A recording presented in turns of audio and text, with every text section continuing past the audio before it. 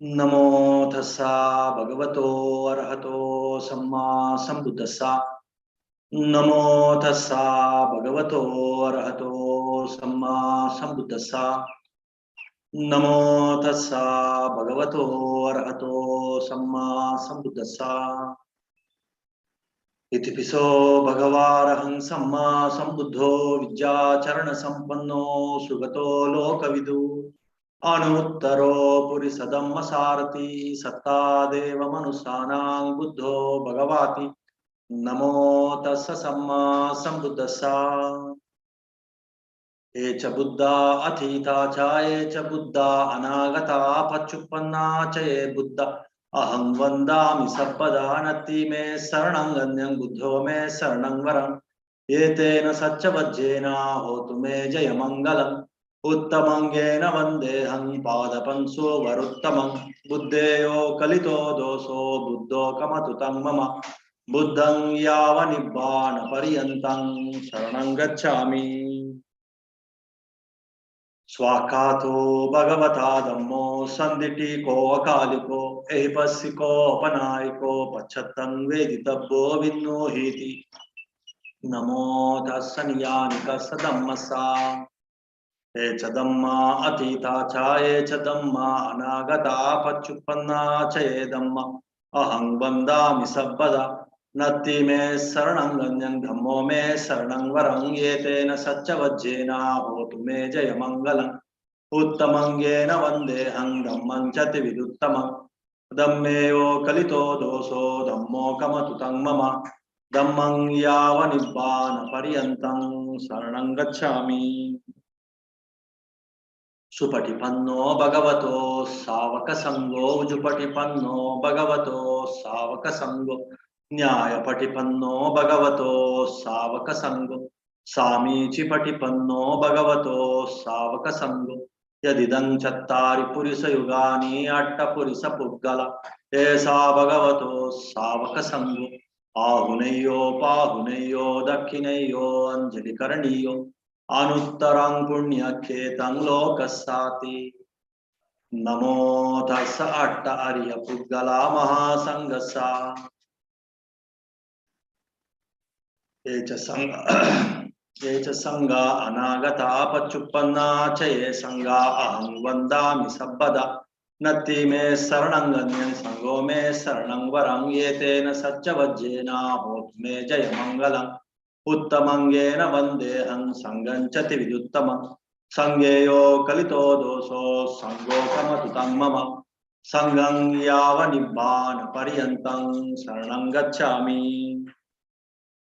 विपत्ति पटिवाहाय सब्ब संपत्ति सिद्धिया सब्ब दुःखं विनाशाय सब्ब भयं विनाशाय सब्ब रोगं विनाशाय भवेदीगायुकदायक सब्बलोकं हितत्ताय परितन्तं वनामहे समन्ता चक्रवालेषु अत्रा गच्छन्तु देवता तद्धम्मं मुनिराजसा शृण्वन्तु सग्गमोक्तदम् धम्म सवन कालो अयं बदन्ता धम्म सवन कालो अयं बदन्ता परित सवन कालो अयं बदन्ता।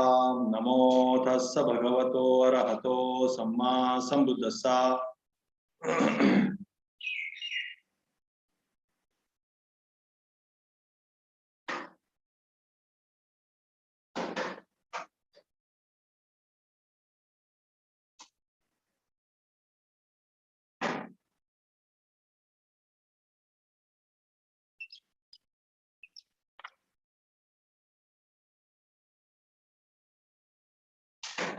पुनश्च परं भिक्खवे भिक्खु सयथापि पस्यया शरीरं शिवतिकाय छड्डितं एकाहमतं वा द्व्याहमतं वा यहामतं वा उद्धुमातकं विनीलिकं विपुब्बकजातं सो इममेव कायं उपसंहरति अयं पिको कायो एवं धम्मो एवं भावी एवं मनति ज्योति इति अज्जत्तं वा काये कायानुपस्सी विहरति बहिद्धा वा काये कायानुपस्सी विहरति अज्जत्त बहिद्धा वा काये कायानुपस्सी विहरति समुदय धम्मानुपस्सी वा कायस्मिन् विहरति वयधम्मानुपस्सी वा कायस्मिन् विहरति समुदय वयधम्मानुपस्सी वा कायस्मिन् विहरति अत्तिकायोतिवापनस्स सति पच्चुपत्तिटा होति यावदेव ज्ञानमत्ताय पठिस्सति मत्ताय अनिश्चितो च विहरति न च किंचि लोके उपादीयति एवं पिको भिक्खवे भिक्खु काये कायानुपस्सी विहरति पुनच परं भिक्खवे भिक्खु संयतापि पस्यैया शरीरं शिवतिकाय छड्डितं काके हि वा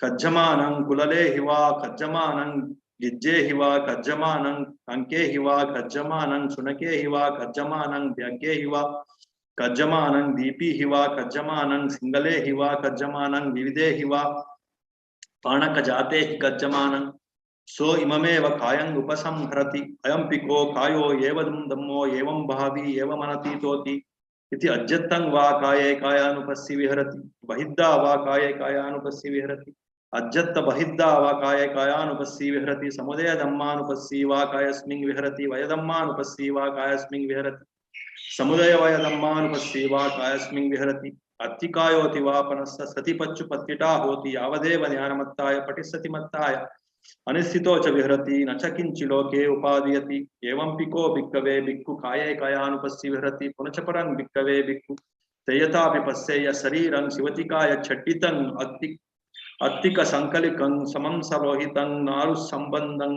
सो इममेव कायं उपसंहरति अयं पिको कायो एवं धम्मो एवं भावी एवं मनतीतोति इति अज्जत्तं वा काये कायानुपस्सी विहरति बहिद्दा वा काये कायानुपस्सी विहरति अज्जत्त बहिद्दा वा काये कायानुपस्सी विहरति समुदय धम्मानुपस्सी वा कायस्मिन् विहरति वयधम्मानुपस्सी वा कायस्मिन् विहरति समुदय वयधम्मानुपस्सी वा कायस्मिन् विहरति अत्तिकायोतिवापनस्स सति पच्चुपत्तिटा होति यावदेव ज्ञानमत्ताय पठिस्सति मत्ताय अनिश्चितो च विहरति अच्छा किंचि लोके उपादीयति एवं पिको भिक्खवे भिक्खु काये कायानुपस्सी विहरति पुनच परं भिक्खवे भिक्खु संयतापि पस्येय शरीरं शिवतिकाय छड्डितं अत्तिक संकलिकं व्यंसलोहितमक्कितं नारु संबंधं सो इममेव कायं उपसंहरति अयं पिको कायो एवं धम्मो एवं भवि एवं अनतीतोति इति अज्जत्तं वा काये कायानुपस्सी विहरति बहिद्दा वा काये कायानुपस्सी विहरति अज्जत्त बहिद्दा वा काये कायानुपस्सी विहरति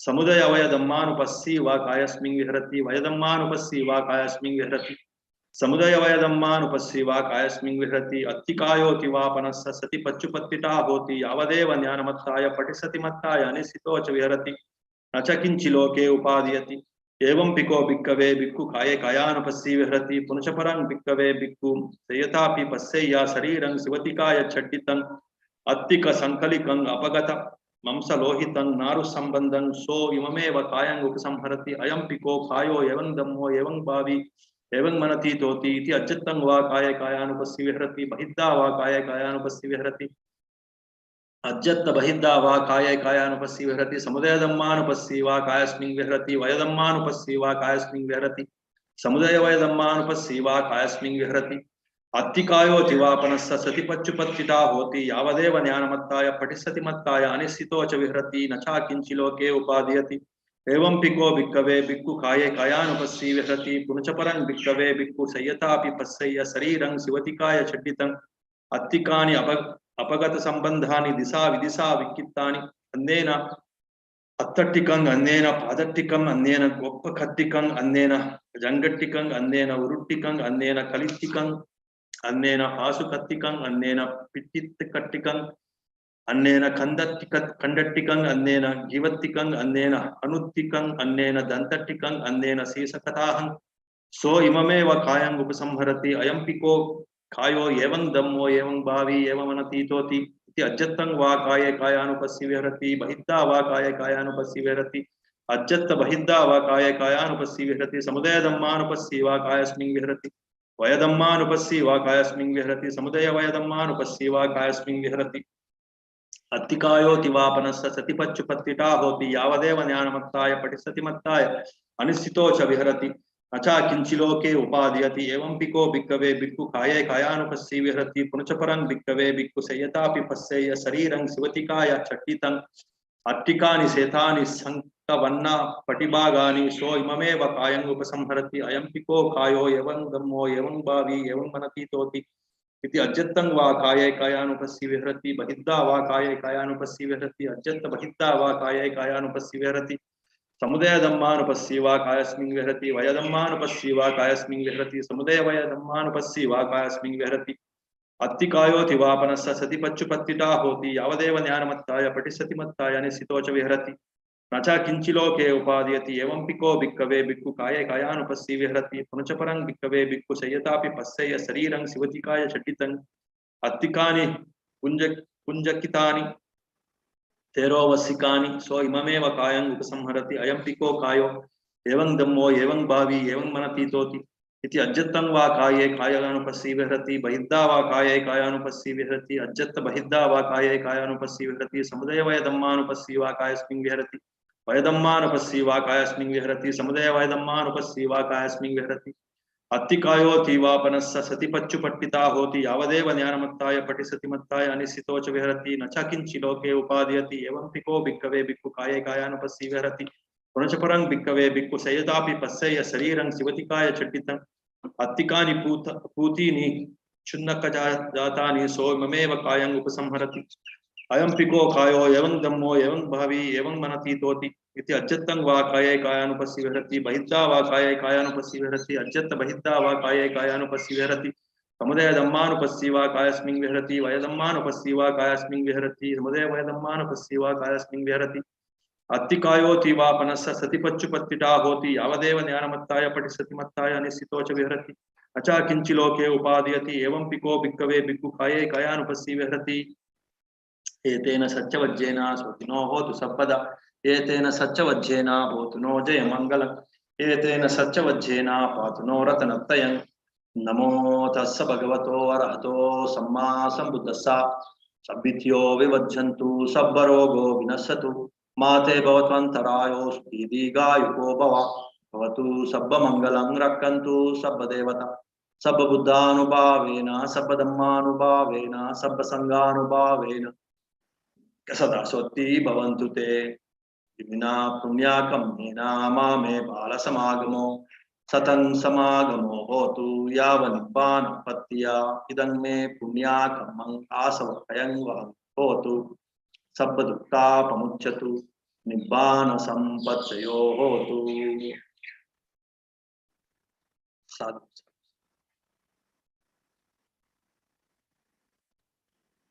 So this today's chanting is contemplating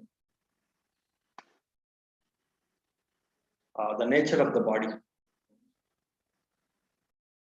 People are so obsessed with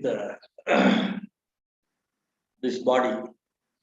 Possessing this body itself is like one great, say, of course it is an attachment, but that attachment is not because of that we are having that body. It is because of the mind, which is again because of different views, thinks that this is me, my body is me and my body, they are one and the same. I means my body. That way many people, they think that they and their body are one and the same. If something happens to the body, they think that something happened to them. And that is one kind of attachment to the body, thinking this body and me are one. And that leads to so many problems. And there's one more attachment to this body is the attractiveness of the body. It's the beauty, the physical might, the physical beauty. So automatically when we consider I am this body, automatically we develop, so this body is powerful, this body is beautiful, this body is attractive. In that way, so many other versions will start multiplying in our minds. And we develop so many kinds of attachment to the body in several ways. In several angles, in several dimensions, we start developing attachment to the body. So because of this attachment to the body in several ways, you have learned so many meditations in level 2, level 3 and all. Say the impermanence of the body, at any time it will collapse. You have to give up the body. in the sense like one has to die at any moment. And the second thing is the body may become repulsive at any moment. The body may attract any kind of disease at any moment. So these are the dangers of this so-called beautiful, great body. There are so many dangers. There are so many insecurities. There are so many impermanent aspects of this body. And if you analyze it properly, if you observe it properly, then you have learned in your Asubha meditation how filthy is this body, how loathsome is this body, how unattractive, how repulsive is this body. So that you have learned in your different meditation courses. The same way Buddha used to teach, of course, all these meditations about the impermanence of the body, about the repulsiveness of the body, so that the attachment to this body should reduce in the mind. Of course, it doesn't mean that one should give up the body and one should destroy the body, one should hang oneself, one should destroy the body. That is not the point. One should develop some kind of, say, attached detachment or detached attachment towards the body. One should know that this body is not mine, this body is not me. It can come and can go at any time, and it is, it is not so attractive. It's full of loathsomeness, full of repulsiveness, and at the same time, it is the seat of so many diseases. At any moment, any part of the body will attract, will invite a disease, and then it leads to a lot of suffering. That way, one should know the other aspect of the body and its possession and possessing the body. You should know the other angle also, other aspect also. Not just body is giving me happiness, body is giving me all kinds of worldly thrills. Body is so attractive so that I can attract, this body can be attracted by others. Others can be attracted by this body. So in that way, so many kinds of thrills this body may give, but you go a little deep, it creates so much problem, so much pain, so much suffering, so much attachment, so much ignorance. So that kind of understanding is also equally important. And that is what is explained in this chant, Kayanupasana. So one of the, contemplations about the body is, so its repulsiveness, its unattractiveness, its impermanence. Any moment this body may collapse. That is the impermanence of the body. And at the same time, the body may attract different kinds of diseases. Each and every organ of this body, it is the seat of several kinds of diseases. So in that way, the other aspect of this body, possessing the body, the disadvantages of this body also should be contemplated. That is what is there in this chapter of Kayanupasana, contemplating the body, contemplating and repeatedly knowing the different problems of this body. That's what we have chanted. So here Buddha also says he is to take, or he is to send his disciples to the charnel grounds to show the dead bodies and to show the nature of the dead bodies. The dead bodies of, say, the great kings, the queens, the great so-called most beautiful people, the men or women, and how once it becomes dead, how ugly it becomes, how it starts floating, how it starts discoloring, how it starts attracting worms, and how the different liquids start oozing from the body, how the worms infest this body, how ugly it becomes. So all these things Buddha used to show, so that his disciples should develop some kind of clarity, understanding about the impermanence, the unattractiveness, the repulsiveness, the danger of this body. So in that way, this chanting is there, and he used to show in the scriptures, they mention, Buddha used to show the 9 kinds of dead bodies. One body which is not very old, but still it has discolored and it looks ugly compared to when it was alive. that kind of body. The other one is relatively little old, where it started, uh, becoming, it started bloating. The body started bloating and looks more ugly, more ferocious, more say, uh, repulsive, loathsome. And then he used to show another kind of body which is infested by the germs and the worms. Worms started say infesting the dead body, and he used to show some other body where the skin and the flesh it's ruptured, the flesh has come out, and so many other birds or the eagles or other creatures attacking the body. Now that body looks more ferocious, more ugly. And again, the next stage of dead body, which is little more old, where the internal systems like your intestines, like everything has come out because of too much spoiled, because the red body is spoiled by other animals and other creatures. And then again, the completely started smelling, bad smelling has started from the dead body. So in that way, Buddha used to show some nine kinds of dead body. That's what is mentioned. This, I mean, of course, in the meditation subjects also, when Buddha the meditation masters, they started listing some 40 kinds of meditation objects. They talk about these 9 kinds of dead bodies also. 9 kinds of dead bodies also people used to observe, and people used to develop that kind of insight, that kind of contemplation, that this body is so repulsive. There is so much danger. There is so much fear and danger in possessing the body. It is so much impermanent. So these things also people used to develop, and then they start thinking about the mind, nature of the mind, how to enter into the mind by transcending the body, by transcending the senses of the body. That's what you are learning in the different levels of meditation. So how to transcend the body and the 5 senses of the body, and then enter into the mind sense. Once you start entering into the mind sense through different meditations, then your attachment to the body will come down. That way, one need not be afraid. Oh, this body is so dangerous, so say repulsive, so impermanent. Then what is the way out? There is a way out, very powerful, very authoritative way out. That is to enter into the mind sense.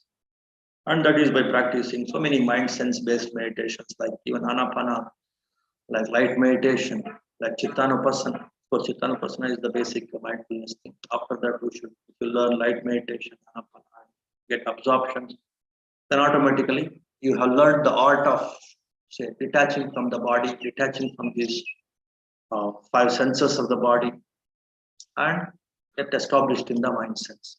So that kind of skillfulness, if you have learned, then one need not be scared of possessing the body, and you can use this body as like a vehicle, like one vehicle.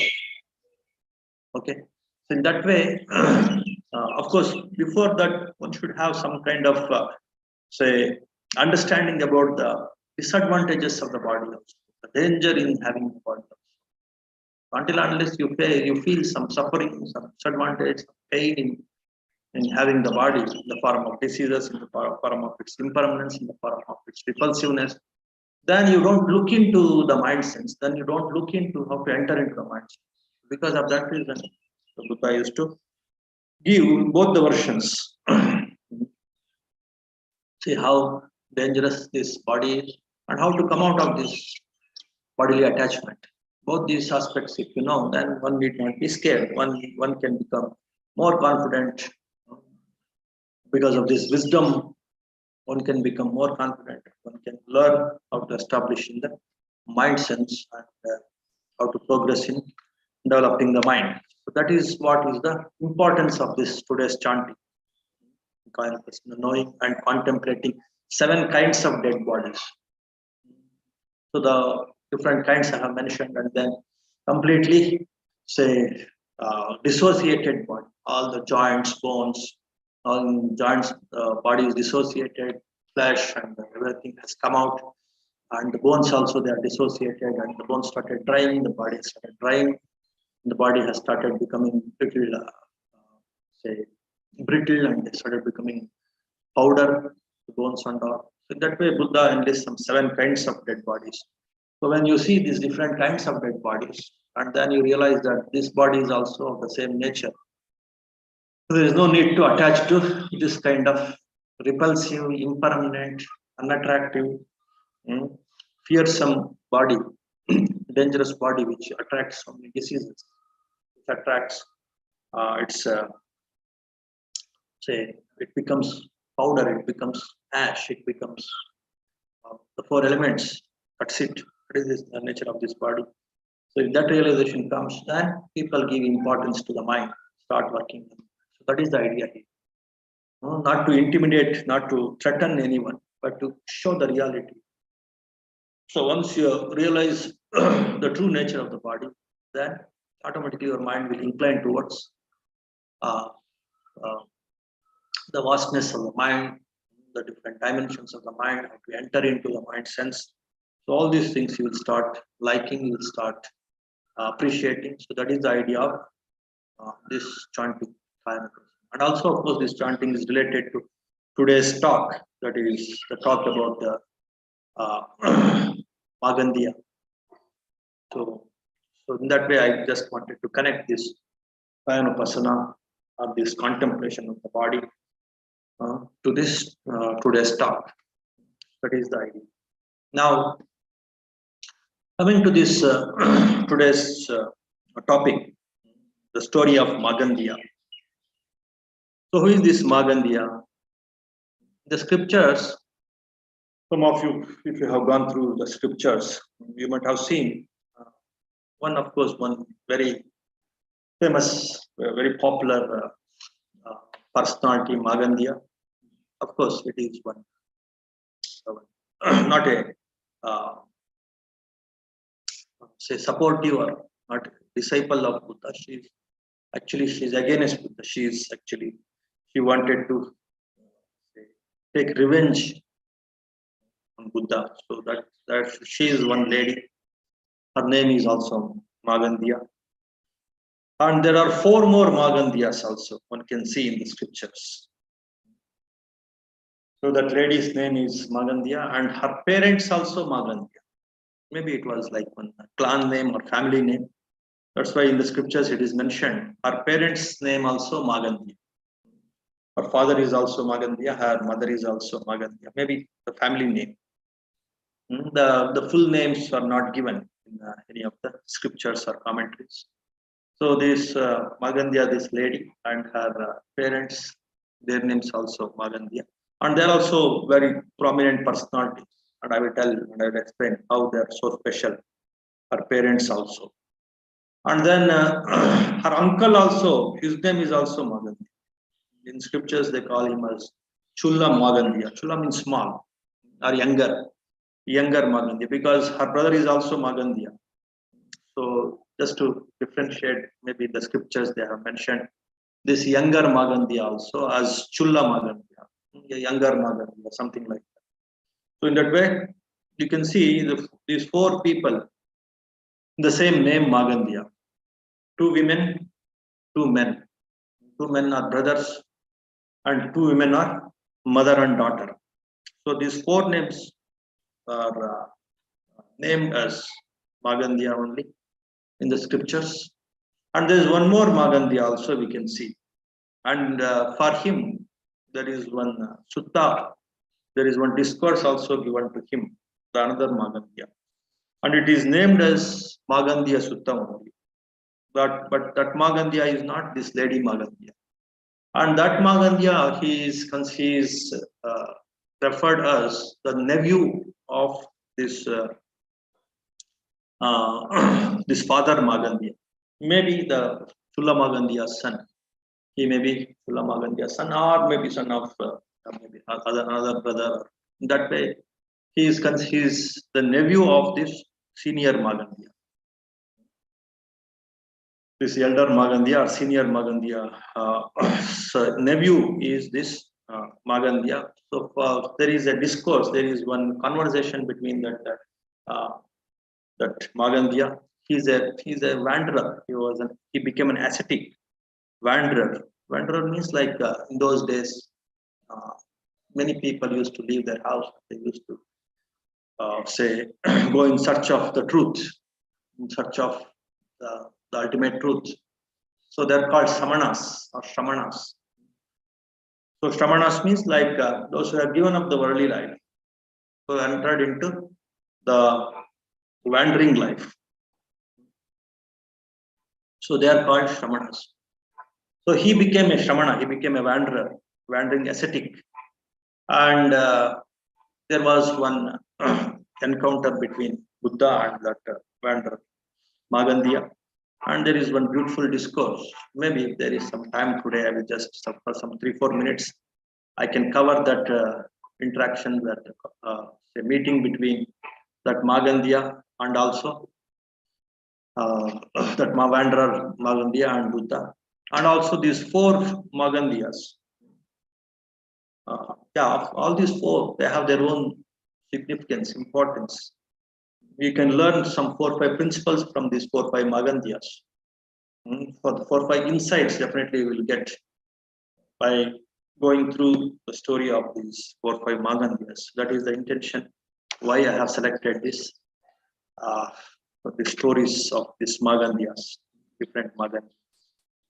So now, with this background of these 5 Magandiyas, now we'll take up how Buddha encountered these different Magandiyas and how he could help some of them and how he could not help some of them.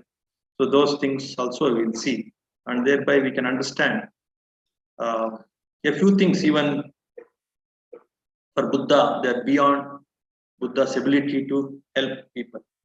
So in this story of Magandiya, we can very clearly understand how the individual perceptions matter, how the individual predispositions, individual abilities matter. Even though they encounter Buddha, if they don't have those predispositions, that abilities of the mind to understand Buddha, they can't realize Dhamma, they can't realize the path of liberation, the path of freeing the mind.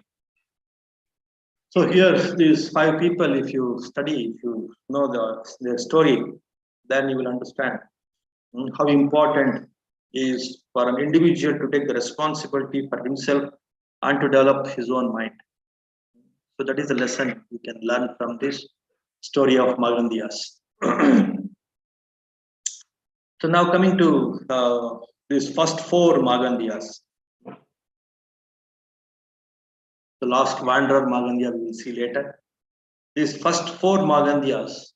So how Buddha encountered these first 4 Magandiyas. So Buddha, when he was meditating early morning, he could see this couple, the senior Magandiya and his wife. They were matured enough, their minds are ripened enough to realize Dhamma, to realize this path of liberation. So then they need some instruction or some encounter with Buddha. That is good enough. That is sufficient enough for them to realize the path, and they will get the glimpse of Nibbana. They will get realization. They will get liberation. So that Buddha could foresee in his early morning meditation. It's called Mahakaruna Samapatti. That means when you enter into that absolute compassion, then the existence and the people and their abilities start opening up in your mind. That much power, Samma Sambuddha, the Supreme Buddha, he was having that because of his fulfillment of the parmis. He had fulfilled the parmis to such an extent that he could see the others' minds and the abilities of the others' minds and all. So because of that power, so he could see that this senior Magandiya and his wife, both were great scholars, they were wise people. But a small layer of ignorance was covering their minds. And just one small encounter with Buddha will help them to come out of that ignorance, and they will become, say, liberated people. So with that foresight, Buddha thought of meeting this couple. And who are this couple? this senior Magandiya, this his wife. They were very good astrologers, and also they were very good in seeing the features of the body, features of an individual, and they could foretell. They could foresee and foretell about their abilities, about their future. So that was the ability of this couple, senior Magandiya and his wife, and they had one daughter, Magandiya. Her name also Magandiya, and she was very beautiful. And all of them, the parents and the daughter, all of them, they had that pride, that proudness about the beauty of her daughter. And she was also, of course, she was very proud of her beauty. And many people she rejected the, the grooms, the bridegrooms who were aspiring to become her husband. They were rejected by this girl and also her parents, thinking that her beauty can attract far superior people like the kings, and maybe much more superior beings also can be attracted by her beauty. That was their intention. So she rejected so many millionaires, billionaires, and all, and and they had that pride, that proudness about the beauty of her daughter, and of course her uncle also. So all the four of them, they had that. That is their power. The beauty of the physical beauty of that girl was the power for that entire family. They were thinking that that will fetch them everything, the power, the position, the wealth, everything they will get it because everything they'll get because of the beauty of her daughter. And of course, this senior Magandiya, though he was a very wise man, he was into the trap because of the influence of the people around him, maybe because of some ignorance in the mind. So this background,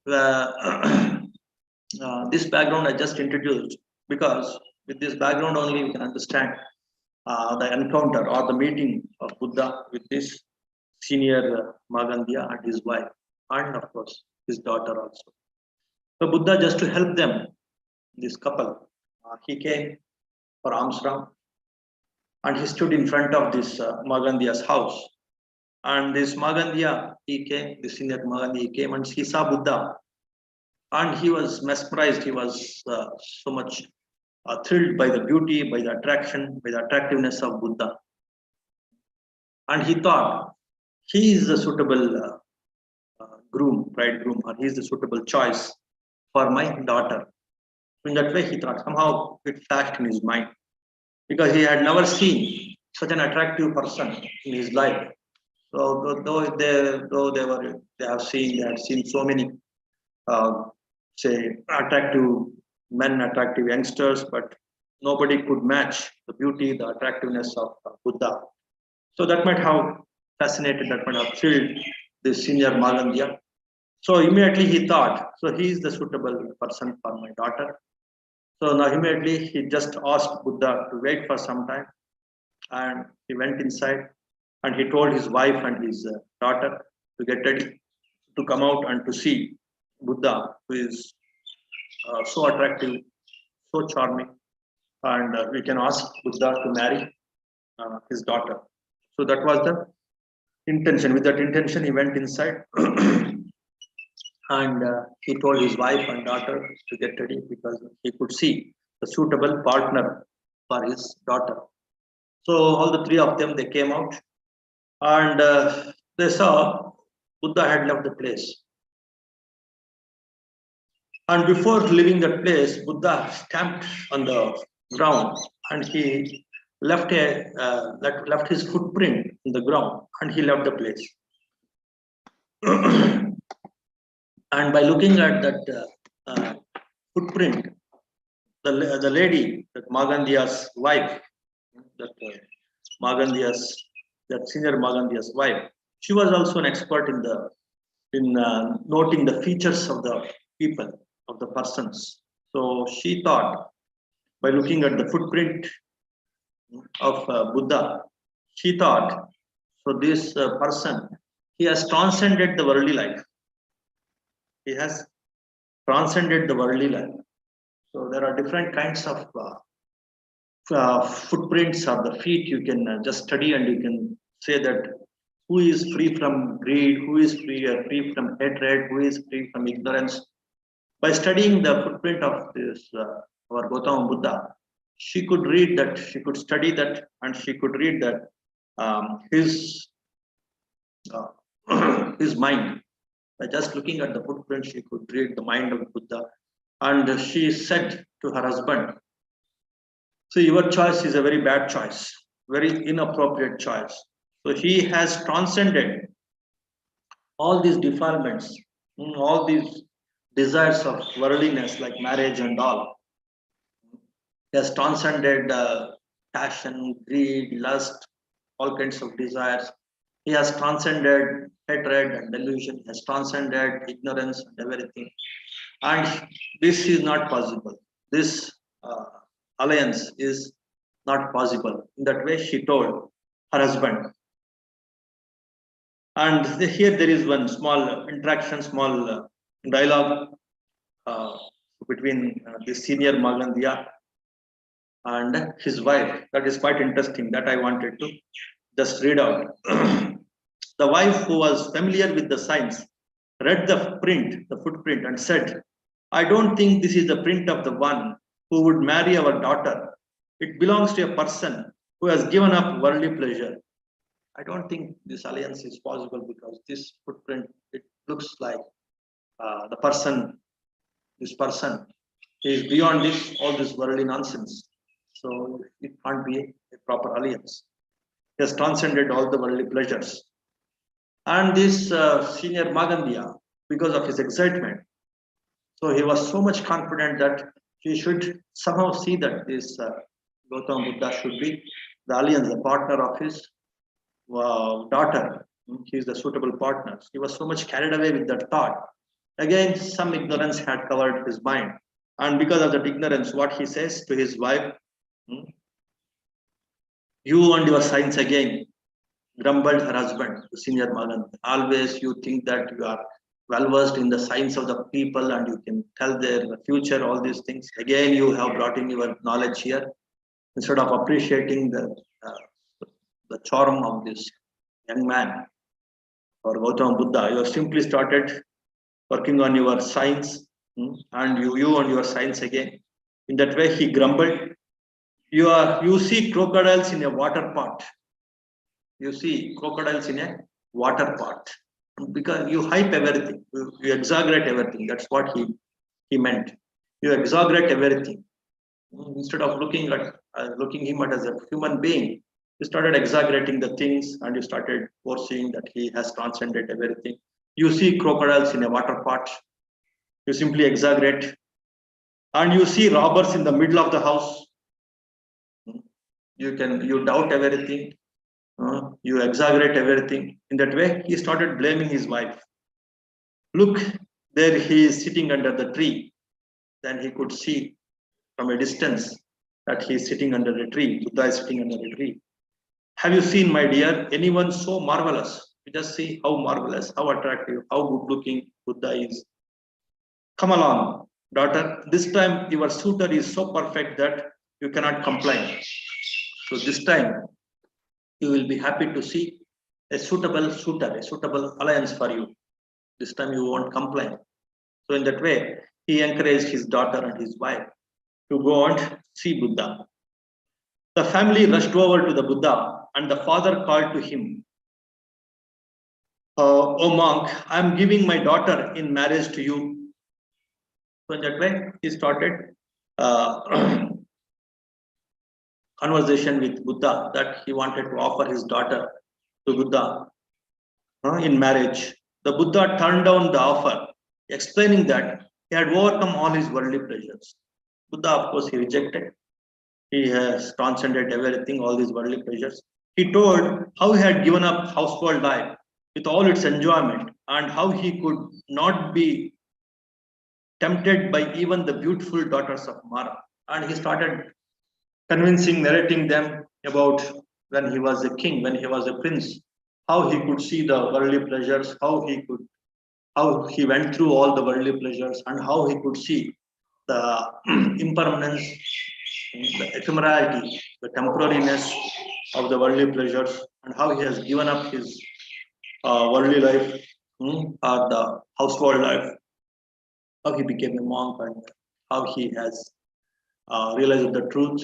And during that time of realizing the truth, how even the Mara, the Mara means like the tempter, the worldly attractions. But of course, there is one divine Mara also, one Deva Mara also.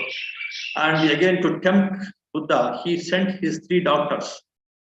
He sent his three daughters to tempt Buddha and to pull him to the worldliness. So they are like Arati, Raga, and Tanaha. So I encountered his three daughters, Tanaha, Arati, and Raga. And they were so beautiful, so charming. They also could not tempt me because my mind has transcended all these worldly pleasures, and I could see uh, the disadvantages, the suffering, the impermanence, uh, the repulsiveness, the danger in the so-called worldly pleasures, or the so-called these bodily pleasures. I could see. So I rejected even the daughters of Mara. They were so beautiful. They were so attractive. When compared to their beauty, what you are saying that your daughter is so beautiful, she is nothing.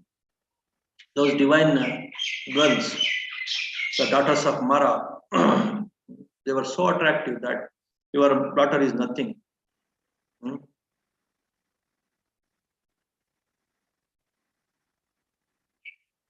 However, beautiful, so it is full of impurities, full of say, negativities, impurities, full of unattractiveness, full of danger. Hmm. And when they started persuading him, insisting him again and again, then Buddha said, "It is nothing. All these physical attractions or physical pleasures are nothing. So I can't touch your daughter even with my left foot." It was so in that way just to uh, make it very clear. So Buddha had to use this much of some kind of some rough language, some strong language. It's not rough actually. It is one strong truth that Buddha had to use to her parents. Of course, she was also there, and he told that I can't touch this body, this filthy body, even with my left foot. I can't touch this even with my left foot. In that way, Buddha had to say. And after listening to this very strong realities about the nature of the body and all the ignorance of this couple, this Magandiya, singer Magandiya and his wife, it was removed. That was the intention of Buddha. Just to help these seniors, this couple, he had to use this strong language and to help them to come out of this worldly attachment, worldly binding about the bodily pleasures.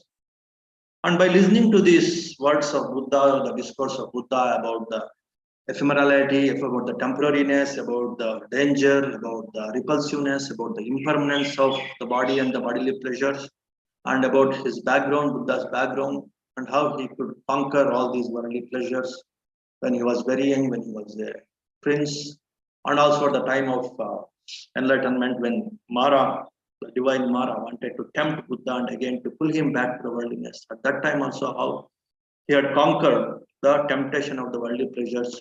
These things Buddha explained, and he said everything, and also when he told that he can't touch with his left foot his daughter and her body. He was so much disgusted with the so-called beauty for which so many people were prizing and worshipping the beauty of their daughter. But Buddha said, I can't touch that body even with his left foot. When it was told, then their ignorance was removed. And they became anagamis. Anagamis means like almost like it was just one step behind, one step just below this Arahant foot. The complete liberation is Arahant foot. There are 4 levels of liberation. So with this interaction, they entered into the 3rd level of liberation, that is Anagami. And the last one is Arahant foot. Just one step below this Arahant foot, that is Anagami, they reached. And their minds became very, very pure. That was the great blessing. That was the great say advantage, that was a great consequence of this interaction of Buddha and his senior Magandiya and his wife. Her name is also Magandiya. So that is one part of the story, but the story, so it doesn't end there. So it's the, what is the continuation?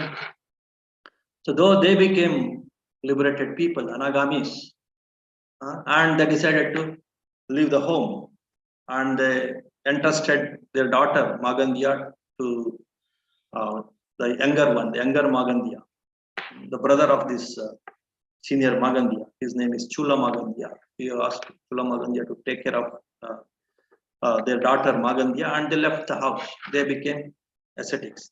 They became the followers of Buddha. They became monks and nuns. They became monk and nun also, and later they became arhants also. So now coming to the story of this Chula Magandiya, the uncle, and this daughter Magandiya. Because here also there are so many things to learn. So in this first part of the story, where the senior Magandiya and his wife, they became anagamis, they became liberated ones by listening to the impermanence, the repulsiveness, the danger of these so-called worldly bodily pleasures. By realizing this, they became enlightened ones. They became liberated people. And what happened to this daughter Magandiya and the uncle Magandiya? So that we will see. So this Magandiya, she developed grudge instead of developing wisdom. So that's what is the problem of truth. So for some people who are having some spiritual maturity, by realizing the truth, by listening to the truth, they can take the help of the truth and they get complete freedom and wisdom. But for foolish people, that very truth becomes a big problem for them. The truth will make them to develop more impurities. Instead of coming out of impurities, she developed more impurities. She developed a grudge also. In addition to that proudness, she developed a grudge and revenge. So that revengefulness started in her mind. All right, if he doesn't like me to marry, it's okay. But what he said, he has say embarrassed me, he has humiliated me, he has disrespected me and my beauty, and he says that this body is filth, my body is filth and so unattractive, so loathsome, and he can't touch this body even with his left foot.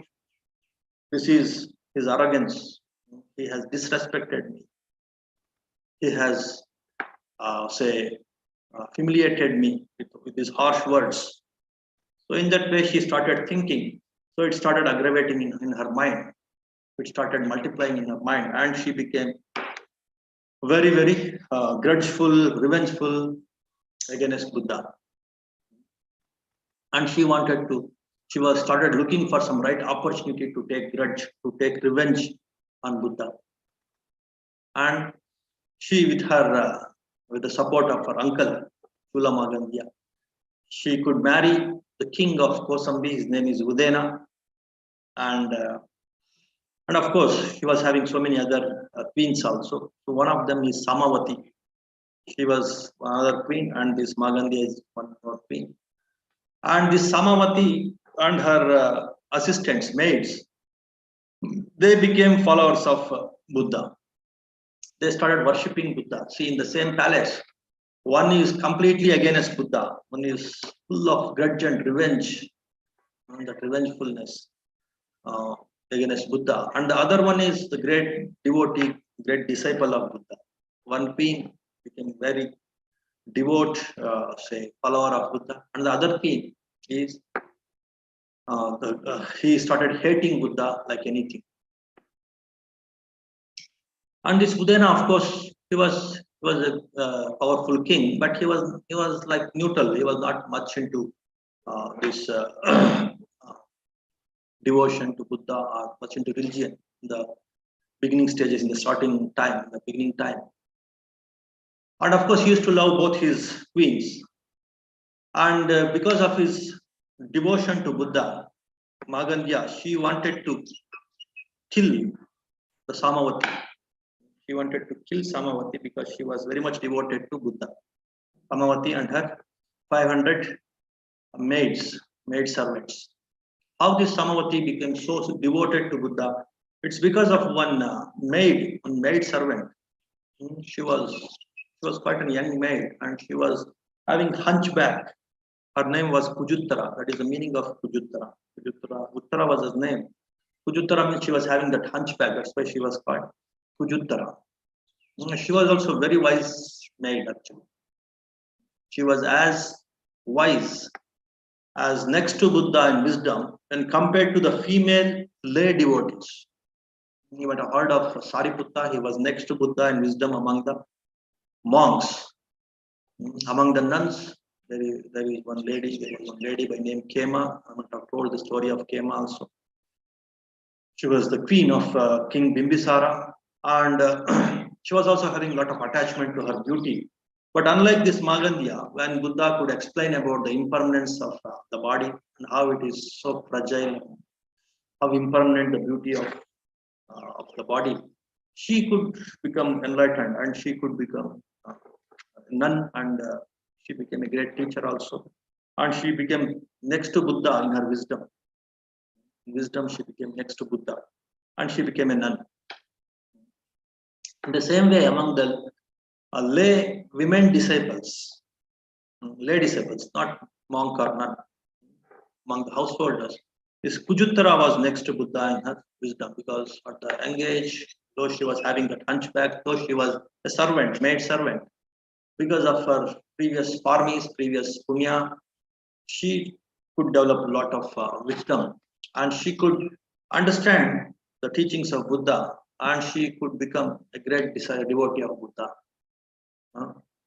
She used to bring some flowers from a garland maker, some flower seller. His name was Sumana. Once she heard Buddha's discourse in Sumana's house, that flower seller, when she wanted to get some flowers to the king, and during that time when she heard Buddha, she became the follower of Buddha. And the same thing she could come and explain to the queen, Samavati, her boss, her queen. And she could explain the discourse, the Dhamma, to the queen and other 500 maid servants, and all of them, they could see the glimpse of enlightenment, the Sotapanna. So they developed complete faith in Buddha because of their wisdom and also the great faith that helped them to become Sotapannas, that they could see the first glimpse of liberation. So because of her spiritual service, she was respected by everyone in the palace, and everybody used to treat her like mother, spiritual mother. Even the queen Samavati used to treat that Kujuttara as spiritual mother. You see the great women here. Kema, I told about Kema, who became next to Buddha in her wisdom and who became a nun, just by listening to the impermanence, the repulsiveness of the body, how she could become a wise lady, wise nun next to Buddha. And Kujuttara also, by listening to Buddha, how she became next to Buddha in wisdom among the lay female disciples. And how this Samavati and her 500 maids, they also become Aryas, like Sotapannas, like they could also see the glimpse of liberation by listening to this Kujuttara. In that way, so many women also they became the devout disciples of Buddha. So the main teaching that I can see in many of the discourses about this impermanence of the body, about the danger in having attachment to this body, in understanding the repulsiveness, in understanding the loathsomeness of the body. This knowledge has liberated so many women, of course, many men also. Many men who are attached to their body or the body of the women, body of so-called beautiful women. So their minds also could come out of that kind of attachment by listening to this kind of discourse, this kind of chanting about the repulsiveness, about the dangers, about the impermanence of the body. Many men, of course, they were also affected. Like these men, these women also, like lay women or the monastic women, nuns, all of them, this kind of discourse, this discourse about the body, it helped many men and women to realize the ultimate realities, to come out of the attachments of this worldliness. So that is the greatness of this discourse, today's chanting and today's topic also. But At the same time, for those whose minds are completely, say, carried away, completely corrupted by pride and ego, for such people, even the Buddhas can't help. So that we can see in the case of this Queen Magandiya. So this Queen Magandiya, she heard that Buddha had visited her her place, her kingdom, that is Kosambi. So she paid some bribe and she asked people to scold Buddha and to abuse Buddha and to disrespect Buddha so that he should be embarrassed and he should leave that place. But Buddha, out of patience, he knew that this will not remain for a long time. Somehow he tolerated that. Then people started appreciating Buddha, started praising Buddha rather than teasing him. First, initially they started teasing him because of his harsh words to Magandiya. They thought he was also arrogant. But later they realized the intentions and the greatness of Buddha and they started respecting Buddha.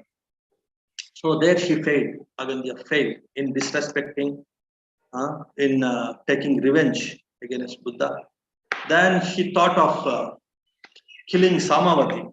Then she thought it is difficult to take revenge against Buddha, but she wanted to take revenge against Samavati because she was a devout disciple of Buddha. She plotted some tricks to kill Samavati. She instigated her husband, the king Udayana, to kill Samavati. Secretly, they are observing Buddha and his retinue, so they are not loyal to you. In that way, they instigated. And then that Udayana rejected. He just ignored it. And then once she kept one snake, one venomous snake inside a lute. So and then again she started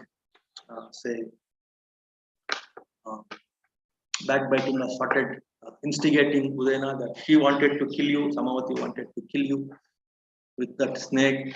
That way she started making so many plots to kill, to punish Samavati or to kill Samavati, so that her revenge on Buddha can, to some extent, can be taken care of, can be plotted. So with that idea, she made so many efforts, but somehow she was not successful. The metta power, the faith power, they developed so much faith in Buddha that protected the Samavati and her 500 maid servants. So once this Udayana wanted to kill all of them by shooting one arrow, a poisonous arrow, to all these 500 ladies, including the Samavati. But though he was a very, very sharp shooter, but he could not kill them because the power of metta, power of faith could protect this Samavati and her 500 maid servants. So that is one more point, that the one more key takeaway. When one person develops a lot of faith, a lot of loving kindness, that will protect people from the poison. As I used to say, the 11 benefits of metta. So one is, from the poisons, from the weapons, one can be protected if your mind is full of loving kindness. That's what happened in case of Samavati. Her loving kindness and her faith protected her from this poison, from this weapon, from this say arrows, poisonous arrow. So in that way, the faith and the metta protected that Samavati. But again, she could not rest, this Magandiya. With the help of her uncle Chula Magandiya, she could trap all these 500 women in a palace, in a big house palace, and she could burn that palace. So during that time, again with metta mind, all of them, they died. Udayana came to know that this is the mischief of this Magandiya, but he pretended that he didn't know, and he started prizing. So somehow this Samavati is a wicked woman. She wanted to kill me. The people who are so affectionate to me, so loving, so respectful to me, they protected me by killing this Samavati. In that way, he started, prizing the killers of this Samavati. That time, this Magandiya, because of her stupidity, she came forward and she told that it is me who killed them to save the king. Then he became enraged, this king, but still he started pretending, okay, you call all your relatives who helped you to kill this Samavati. I will reward them. I will give them rewards. So she called everyone, her uncle and other people to help her to kill Samavati and her 500 maid servants. And then, of course, those times, tit for tat, eye for an eye was the punishment by the kings. So he killed all of them. He killed Magandiya and her relatives in the same way, keeping them in one house and burning that house. So that is again the law of karma. So tit for tat, whatever you do, you get back. So she started keeping some kind of grudge on Buddha, and she wanted to say disrespect and abuse Buddha, but she got it back. She was abused by all the good people, all the people of her country, and she wanted to burn, and she killed and burnt Samavati and her 500 maid servants, the other queen, and again tit for tat. The same thing happened to her and her relatives. She was also burned. So this is one more key takeaway that one should look into. The grudge will lead to grudge only. Good begets good, bad begets bad. That is what is called this law of action and reaction, of tit for tat, law of cause and effect. Whatever you do, you get back. Do good, you get back the good. You do bad, you get back the bad. So that's what happened in the case of this daughter Magandiya, or Queen Magandiya, and her uncle, and the couple Magandiya, the senior Magandiya and his wife. They were also Magandiyas, but because of their understanding, of their wisdom, of their sensitivity, so though they were having some pride in the body, of the beauty of her daughter, but because of their parmis and punyas, because of the wisdom that they developed by their punya, so they could come out of that ignorance, and because of their goodness, they got back the good. That is, they became anagamis. But these two Magandiyas, because of their badness, because of their evilness, because of their pride and ignorance, they were killed. They were killed. They got the same consequence of their bad actions. They got the bad consequences for their bad actions.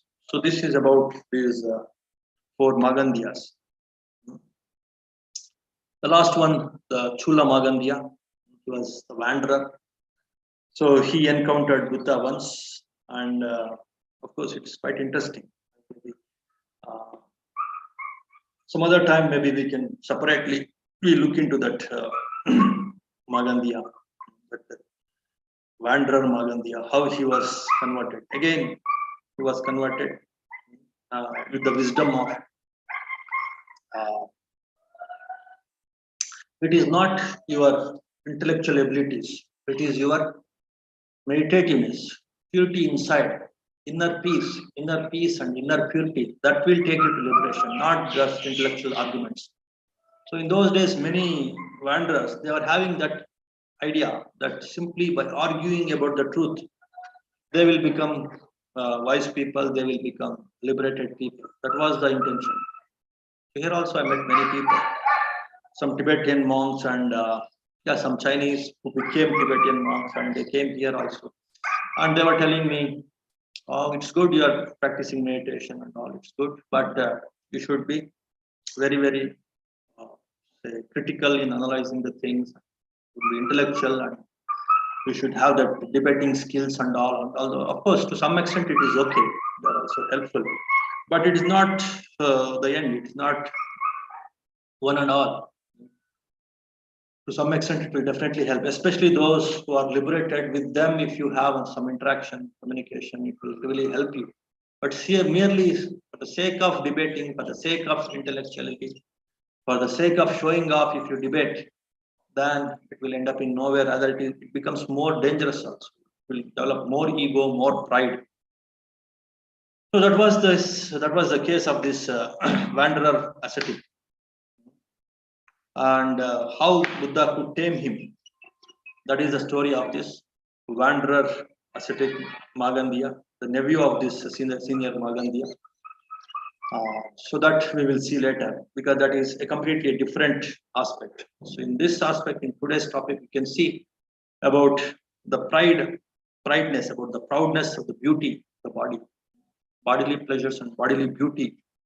How the people, the like Senior Magandiya and his wife, they can come out of that, how they became liberated. If they are so much attached to it, so much trapped by it, like this daughter Magandiya or Queen Magandiya and her uncle Sulla Magandiya. In their case, what happened? How it led to complete, say, the opposite consequences. How it led to the perishing, the complete destruction of this daughter Magandiya and her uncle. Both these things, both these contrasting results, we can see in the case of these four Magandiyas. That is the focus of today's discourse, and this other nephew Magandiya, and how this intellectuality, how this meditating, which one of them lead to the inner peace. So those things, it comes under in a different sutta that is called Magandiya Sutta, that was given to this nephew Magandiya. That we will see quite a long sutta, and there are so many other interesting points also. So today it cannot be possible. So this is the background. Just now I told you, he was so much proud of his intellectuality, his say debating skills, and how Buddha could handle him. That's a different negativity. It is today's topic in this other four Mogandiya's topic. It is the negativity of bodily pleasures, or the so-called the bodily attractions, the attractions of the body.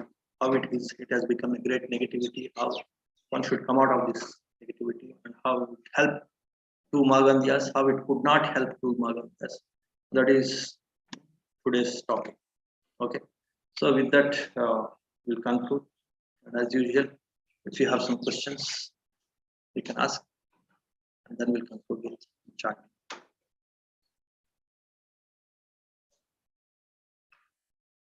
Any questions?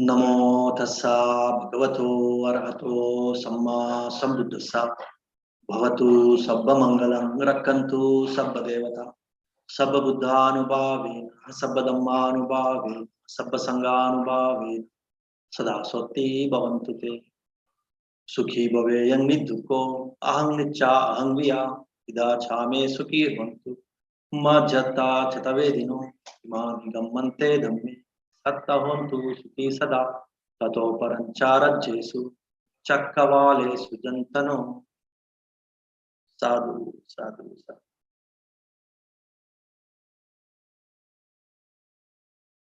Okay, so that is the key takeaway. So just understand about the necessity of body, to what extent body is required, to what extent it is not required, it is dangerous, what extent it is helpful, supportive, what extent it is dangerous, it is say it is unattractive, loathsome, impermanent. Based on this discrete knowledge, based on this discrete wisdom, handle this body, take care of this body, use this body based on this discretion. Then developing the mind becomes easy, getting the true inner peace of balancing the mind, developing the mind, purifying the mind. The superior peace, the superior happiness that you get from developing, balancing, purifying the mind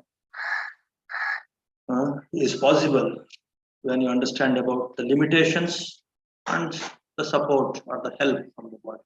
The discretion, if you have, then you can enter into the dimension of the mind. Then you can progress in reaping, successfully reaping the true happiness in the mind by developing it, by purifying it, by liberating it. So that is the key takeaway of this today's talk. So with this we conclude.